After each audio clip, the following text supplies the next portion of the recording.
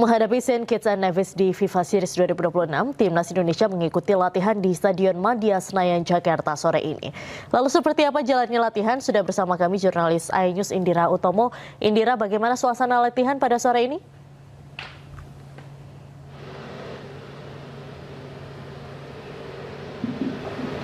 Indira. Ya, selamat sore Diandra dan juga pemirsa. Jelang ajang FIFA Series 2026, sejumlah tim mulai melaksanakan kegiatan di Stadion Gelora Bung Karno. Dan baru saja tadi kami saksikan bersama Timnas Indonesia melaksanakan kegiatan untuk ajang esok hari. Dan dalam latihan tersebut, para pemain terlihat berlatih intensif mulai dari teknik latihan hingga simulasi permainan. Sejumlah pemain yang terlihat ikut berlatih pada sore hari tadi yakni ada Joy Palupesi, Jay Ole Romani, Ramadan Santa, Rizky Rido, dan sebagainya. Untuk 11 pemain yang esok akan bertanding akan diumumkan jelang laga pertandingan. Dan tadi siang juga telah dilaksanakan press conference oleh John Herdman dan juga Elkan Bagot bahwa target kali ini adalah bisa tampil maksimal dan juga memberikan ambisi kepada tim Indonesia. Dan ajang FIFA Series ini sendiri merupakan laga persahabatan antar negara konfederasi. Indonesia sendiri nantinya akan dipertemukan oleh St. Kitts Nevis esok hari pada pukul 20 waktu Indonesia Barat. Dan untuk laga pembuka pada pukul 15.30 akan mempertemukan negara Kepulauan Solomon dan juga Bulgaria. Sementara itu, Diandra. Baik, terima kasih Indira melaporkan langsung dari Stadion Madia GBK Jakarta. Selamat sore, selamat kembali bertugas. Pemirsa, laga FIFA Series menjadi kesempatan besar bagi pelatih Timnas Indonesia John Herdman menguji kemampuan timnya menghadapi lawan dengan karakter permainan berbeda. Untuk membahas lengkapnya sudah bersama kami pengamat sepak bola Anton Sangjoyo. Selamat sore Bung Joy. Sore. Baik. Bung Joy, seluruh pemain terbaik ini kita sudah kumpul. Bagaimana peluang untuk melawan St. Kitts and Nevis?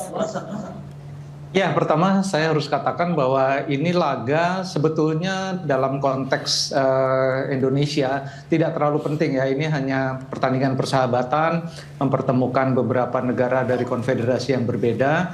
Tapi yang penting adalah ini laga pertama bagi John Herdman bersama tim senior.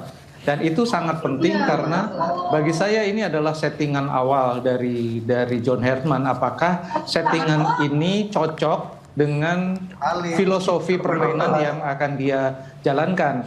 Nah, saya tidak terlalu mengharapkan hasil yang kemenangan besar lah atau menang.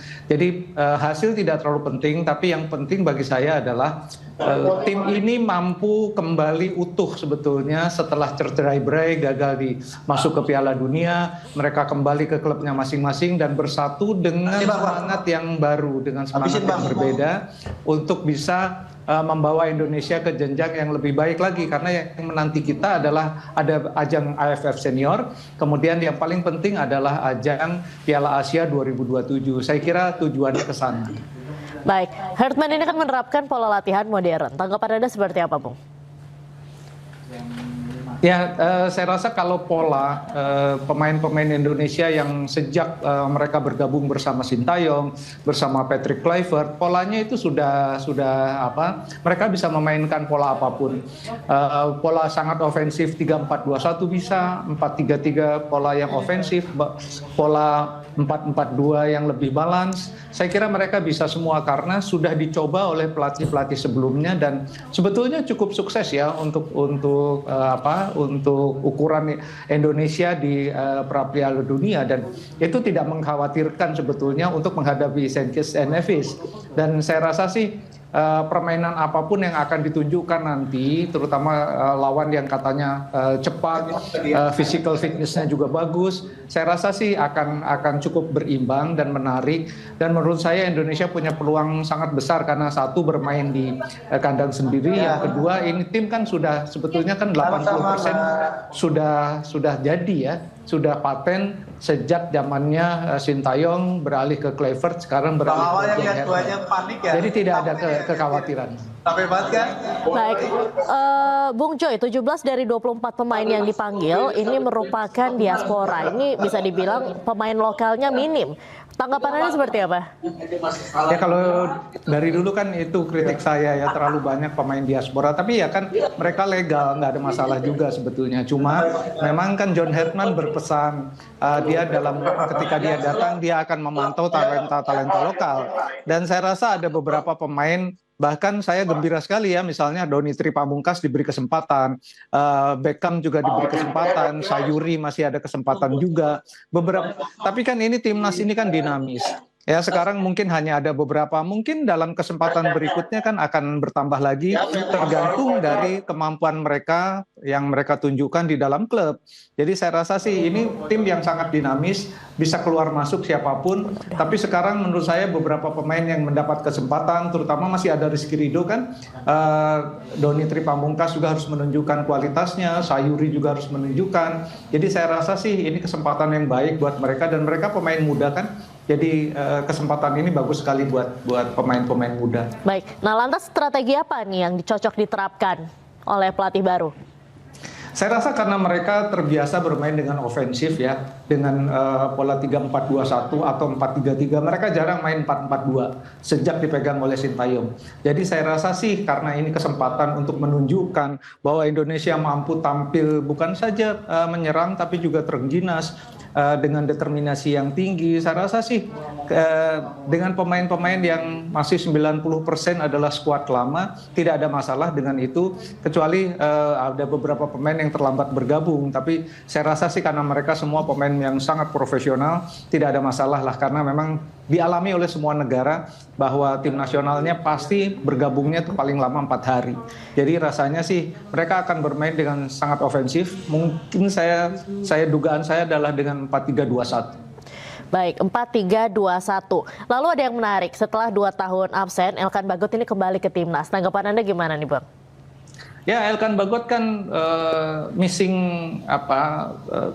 rangkaian yang hilang di lini belakang, meskipun lini belakang itu juga udah sangat kuat ya.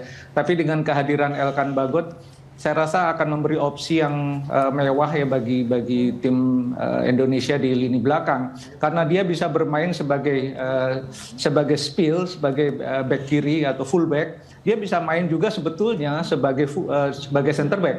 Jadi opsinya banyak ya. Tapi Jai bersama Rizky Ridho yang selalu menunjukkan kemampuan terbaiknya. Ada Kevin Dix juga di lini belakang. Jadi mau main pakai 3 pemain di belakang, mau pakai 4, saya rasa opsinya sangat banyak. Dan ini membuat sebetulnya tim yang diasuh oleh John Herdman ini begitu mewah ya dari pilihan pemainnya.